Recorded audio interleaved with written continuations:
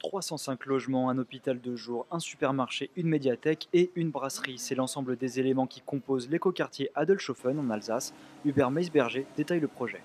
C'est un site urbain en cœur de ville d'environ 26 000 mètres carrés, qui était une brasserie industrielle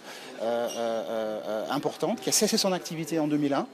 et qui donc a végété pendant 8-10 ans jusqu'en 2011, quand on a été sollicité pour trouver des solutions de réaménagement du site et aussi permettre le redéploiement de certaines fonctions du centre-ville de Schiltigheim, donc qui est la première ville, enfin deuxième ville en importance de la communauté urbaine de Strasbourg, troisième du Bas-Rhin, département 67. Et donc le projet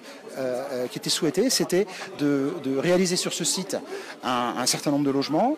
un certain nombre de commerces aussi, et de déplacer un petit supermarché de centre-ville qui se situe à l'opposé du site et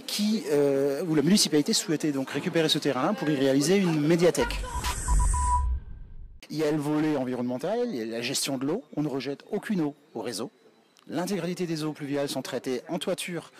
végétalisées pour l'essentiel, mais aussi grâce à un système de noues et un système de bassin avec un système de débordement et d'infiltration, si on devait avoir des crues très importantes, enfin des précipitations très importantes, je voudrais dire. Et ensuite, il y a un élément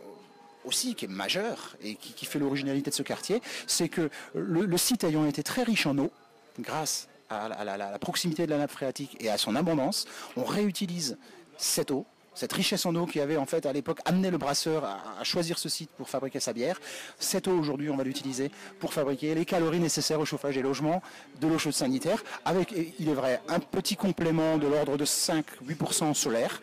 Et donc pour donner des chiffres quand même très concrètement, on est sur 85%